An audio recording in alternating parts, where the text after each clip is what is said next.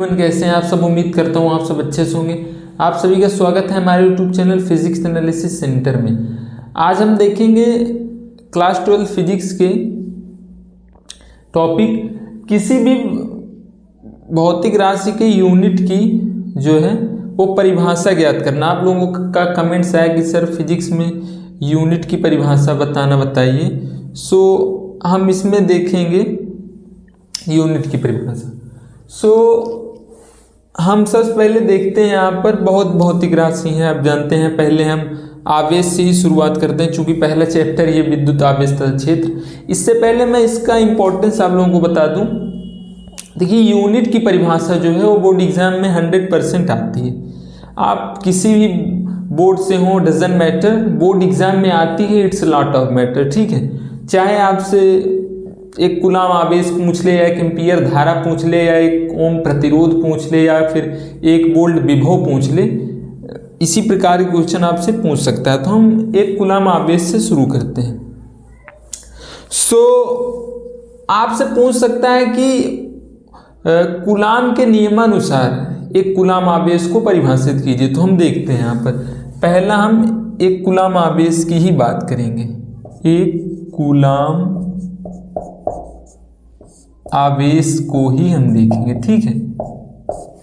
तो चूंकि हम जानते हैं, सिंपल वे में मैं बताने की कोशिश करूंगा आप लोगों को। चूंकि हम जानते हैं F इज होता है 1/4 pi epsilon not Q1 Q2 upon R square, यही होता है ना। यदि हम F इज मान लें 9 × 10⁻⁹, ठीक है, इतना न्यूटन मान लें। और चूंकि हम जानते हैं 1/4 पाई एप्सिलॉन नॉट का जो मान होता है वो भी होता है 9 × 10⁹।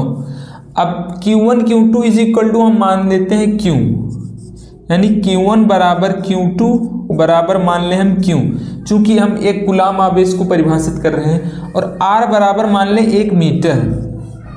ये क्या हो जाएगा, ये हो जाएगा 9 × 10⁹ इज ये हो जाएगा 9 × 10⁹ अपान Q1 Q2, जहां पर हम Q रखेंगे तो ये हो जाएगा क्या, Q स्क्वायर हो जाएगा अपान 1, यही होगा ना। अब 9 × 10⁹ से 9 × 10⁹ कैंसिल आउट, ये हो जाएगा Q स्क्वायर इज अपान में 1 और यहाँ पर 1 ना। अब Q स्क्वायर इज हम याद करें तो 1 और Q बराबर हो गया ±1, यानी इकाई आ गया ना। अब हम इसकी परिभाषा कैसे बताएंगे, देखिए ध्यान से देखिएगा। वायु तथा निर्वात में, वायु या निर्वात में एक दूसरे से 1 मीटर दूरी पर स्थित दो समान तथा सजातीय आवेश यदि एक दूसरे को 9 × 10⁹ न्यूटन के बल से प्रतिकर्षित करते हैं तो आवेश जो होता है वो एक कूलाम होता है, ठीक है। ये हो गया एक कूलाम की परिभाषा। अब हम बात करते हैं एक एम्पीयर की। एक एम्पीयर की परिभाषा हम बात करते हैं। तो चूंकि हम जानते हैं I इज होता है Q/T।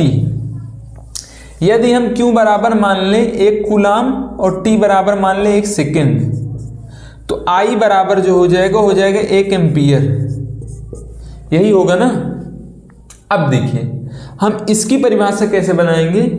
यदि किसी चालक तार में, भाई अब धारा जो होगी वो चालक तार में ही प्रवाहित होगी, तो यदि किसी चालक तार में एक कूलाम आवेश को, यदि किसी चालक तार में एक कूलाम आवेश को 1 सेकंड तक प्रवाहित किया जाए, यदि किसी चालक तार में एक कूलाम आवेश को 1 सेकंड तक प्रवाहित किया जाए तो धारा जो होगी वो 1 एम्पीयर होगी, ठीक है। ये हो गया।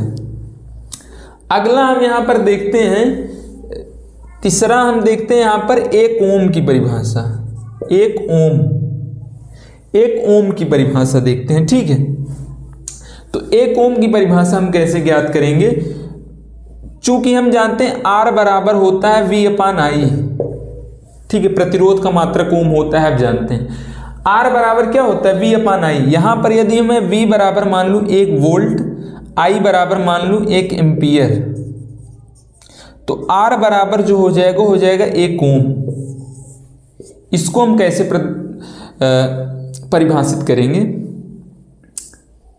यदि किसी चालक तार में 1 एम्पीयर की धारा प्रवाहित करने पर, यदि किसी चालक तार में 1 एम्पीयर की धारा प्रवाहित करने पर उसके सिरों के बीच 1 वोल्ट का विभवांतर उत्पन्न हो जाए तो प्रतिरोध जो होगा वो 1 ओम होगा। एकदम इसी वे में, ठीक है। यदि किसी चालक तार में 1 एम्पीयर की धारा प्रवाहित की जाए और इसके सिरों के बीच 1 वोल्ट का विभवांतर उत्पन्न हो जाए तब प्रतिरोध जो होगा वो 1 ओम होगा, ठीक है। ऐसे बहुत सारे हैं, हम आपको तरीका बता रहे हैं, आप निकाल सकते हैं। हम और देखते हैं, एक हम देखते हैं विभव, 1 वोल्ट की परिभाषा, 1 वोल्ट की परिभाषा हम देखते हैं, ठीक है। तो चूंकि हम जानते हैं V बराबर होता है W/Q, यही होता है ना। यदि हम W बराबर मान लें 1 जूल और Q बराबर मान लें 1 कूलाम, तो V बराबर जो हो जाएगा 1 वोल्ट। इसको हम कैसे परिभाषित करेंगे? यदि देखिए 1 कूलाम आवेश को अनंत से, चूंकि विद्युत विभव की परिभाषा हम जानते हैं क्या होता है, एकांक धन आवेश को अनंत से विद्युत क्षेत्र के किसी भी बिंदु तक लाने में किया गया कार्य जो होता है वो विद्युत विभव होता है। तो यहां पर हम करेंगे, यदि 1 कूलाम आवेश को अनंत से विद्युत क्षेत्र के किसी भी बिंदु तक लाने में 1 जूल का कार्य करना पड़े तो विभव जो होगा वो 1 वोल्ट होगा, ठीक है। तो इतना है। और हम देख लेते हैं, बहुत सारे हैं, आप किसी भी का निकाल सकते हैं। एक हम देखते हैं, वो ज़्यादा इम्पोर्टेंट है, बोर्ड एग्जाम में पूछा जाता है, 1 हेनरी की परिभाषा, ठीक है। 1 हेनरी स्वप्रेरण की परिभाषा। तो हम 1 हेनरी की देखते हैं। अगला हम देख लेते हैं 1 हेनरी की परिभाषा, 1 हेनरी की परिभाषा। चूंकि हम जानते हैं क्या होता है, L इज इक्वल टू होता है फाई अपान आई। चूंकि phi is equal to L I, तो L इज इक्वल टू हो जाएगा फाई अपान आई। अब हम इसका पहले फार्मूला ही निकाल लेते हैं, फिर इसको हम परिभाषित करेंगे। चूंकि होता है फाई इज इक्वल टू, यहाँ से हम ज्ञात करेंगे तो एल आई हो जाएगा। यदि हम टाइम के रिस्पेक्ट में दोनों ओर अवकलन कर दें तो ये हो जाएगा D phi upon D T is equal to, ये हो जाएगा D upon D T L into I. ये हो जाएगा D phi upon D T E के बराबर हो जाएगा, और एल कांस्टेंट है, ये हो जाएगा D I upon D T. ये फार्मूला होता है, ठीक है। तो L इज इक्वल टू हम यहाँ से, अब ठीक है, हमें 1 हेनरी की परिभाषा ज्ञात करना है। यदि हम VE बराबर मान लें 1 वोल्ट, ठीक है, 1 वोल्ट मान लें, और DI upon DT is equal to मान लें 1 एम्पीयर पर सेकेंड, ठीक है, 1 एम्पीयर पर सेकेंड। तो L इज इक्वल टू हो जाएगा 1 हेनरी। चूंकि स्वप्रेरण या फिर अन्योन्य प्रेरण दोनों का गुणांक, एक स्वप्रेरण और अन्योन्य प्रेरण गुणांक दोनों का ही मात्रक हेनरी होता है। तो आपसे चाहे पूछे 1 हेनरी अन्योन्य प्रेरण गुणांक को परिभाषित कीजिए, या फिर पूछे 1 हेनरी स्वप्रेरण गुणांक को परिभाषित कीजिए, दोनों का जो है दोनों का परिभाषा सेम ही होगा। तो हम इसे कैसे परिभाषित करेंगे कि यदि किसी कुंडली में या फिर आप ऐसे कह सकते हैं, किसी कुंडली का स्वप्रेरण गुणांक 1 हेनरी होगा यदि उसमें 1 एम्पीयर पर सेकेंड धारा प्रवाहित करने पर उसमें 1 वोल्ट का प्रेरित विद्युत वाहक बल उत्पन्न हो जाए। एक बार और देखिए, किसी कुंडली का स्वप्रेरण गुणांक 1 हेनरी होगा यदि उसमें 1 एम्पीयर पर सेकेंड की धारा प्रवाहित करने पर उसमें 1 वोल्ट का प्रेरित विद्युत वाहक बल उत्पन्न हो जाए, ठीक है।